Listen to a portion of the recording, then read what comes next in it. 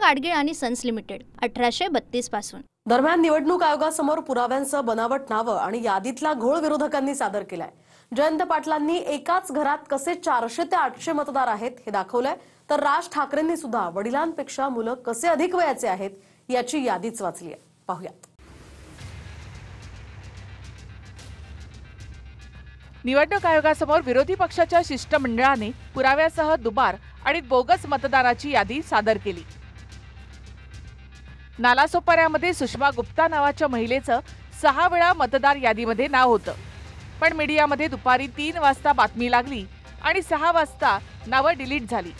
मात्र निवडणूक आयोगाला सुद्धा नावं कशी डिलीट झाली याची कल्पना नाही असं जयंत पाटलांनी म्हटलं। श्रीमती गुप्ता जे आहेत त्यांचं नाव हे त्या ठिकाणाहून काढण्यात आलं। आपण न्यूज चॅनलच्या मार्फत एक बातमी दाखवता, दुपारी 3 वाजता या महिलेचे फोटो आणि एव्हिडन्स तुम्ही टेलिव्हिजनवर दाखवता, तर सकाळी दुपारी 3 ला ती नावं असतात, 6 ला ती नावं जातात। आमचा प्रश्न आम्ही निवडणूक आयोगाला विचारलेला आहे की ही नावं कोणी काढली। चॅनलवरती ज्यावेळेला एक बातमी येते अशा प्रकारच्या खोट्या यादीची आणि त्याच्यानंतर ती 6 वाजता गायब होते, त्या संपूर्ण बातमीबद्दल किंवा त्या यादीबद्दल निवडणूक आयोगाला काहीच माहित नाही। ते म्हणाले आम्ही माहिती घेऊन सांगतो। आता प्रश्न असा आहे की त्यांच्या वेबसाईटवरनं गायब झाले, ज्या तुमच्या चॅनलवरती दाखवले गेले आहेत, मग जर समजा त्या चॅनलवरती दाखवल्यानंतर जर त्या याद्या गायब होत असतील आणि निवडणूक आयोगाला जर समजा ती गोष्ट माहिती नसेल, तर मग हे कोण करतंय, हे कोण काढतंय आणि कोण घालतंय? मनसे अध्यक्ष राज ठाकरे यांनी सुद्धा मतदार याद्यांमधला घोळ सार्वजनिक केला। मुलांच्या आणि वडिलांच्या वयात 80 वर्षांचं अंतर कसं असू शकतं आणि मुलापेक्षा वडील वयानं लहान कसे असू शकतात हे मतदार याद्या वाचून राज ठाकरे यांनी दाखवलं। मतदारसंघ 161 चारकोप, नाव नंदिनी महेंद्र चव्हाण, वडिलांचे नाव महेंद्र चव्हाण, वय वर्ष 124, वय 124। आता वडिलांचे डिटेल्स, नाव महेंद्र कुमार श्रीनाथ चव्हाण, वडिलांचे नाव श्रीनाथ चव्हाण, वय 43। कोणी कोणाला काढले तेच कळत नाहीये।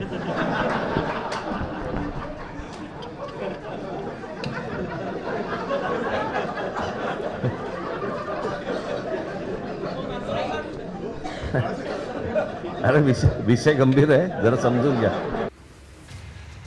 राहुल गांधी यांनी सुद्धा मतदान चोरीचा आरोप करत पत्रकार परिषदेमधून बोगस नोंदणीचे पुरावे समोर आणले होते।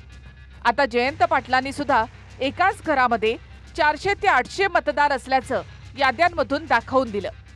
मुरबाड मतदारसंघात मतदार घराच्या पुढे नुसता डॅश दिलाय, घर क्रमांक नाही, नुसता डॅश असणारी 400 मतं। पुणे कॅन्टोन्मेंट मध्ये एका याच्यात 869 घर आहेत, 869 मतदार आहेत एकाच ठिकाणी। मध्य नाशिक मध्ये 813 मतं आहेत। 800 लोक कधी इथे नव्हतेच आणि ते 800 लोकांच्या बाबतीत बोलायचं झालं तर 25 ते 20 ते 25 लोक राहायचे इथे। 800 लोक कुठून आला हे तर आम्हाला काही सांगता येणार नाही। त्यातले चुकीची माहिती दिल्या गेली का किंवा काय हे झालंय त्याबद्दल आम्हाला सांगता येणार नाही, पण इथं 800 लोक कधीच नव्हते। जयंत पाटलांनी जे आरोप केले त्याची अत्यंत चौकशी होणे गरजेचे आहे आणि ती झाली पाहिजे। नव्या मतदार याद्या कोणाची नावं वगळली किंवा नव्यानं किती मतदारांची नोंदणी केली, तसंच मतदान केंद्रावरील सीसीटीव्ही फुटेजची मागणी विरोधक करतायत, पण निवडणूक आयोगानं गोपनीय माहिती सांगून ते देण्यास नकार दिलाय। यावरून राज ठाकरे यांनी प्रश्न उपस्थित केले आहेत। 2022 ला ती फोटो सकट नावासकट सगळ्या याद्या आहेत 2022च्या, या 2022च्या याद्या या आता जिल्हा परिषदेच्या 2025च्या याद्या आल्या, त्याच्यामध्ये फोटो काढून टाकले।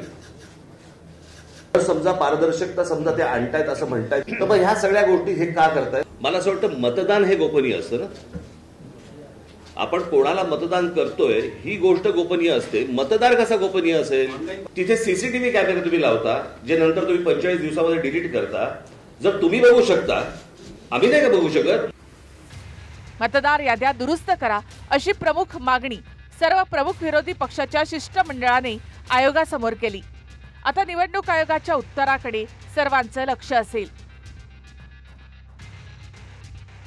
गिरीश गायकवाडसह अक्षय मंकणी, TV9 मराठी, मुंबई।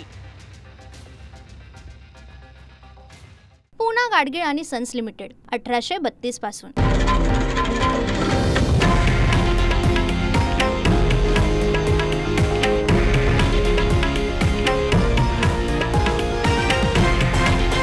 हे आहे देशातील नंबर 1 न्यूज नेटवर्क आणि आपण पाहत आहात TV9 मराठी, एकमेव.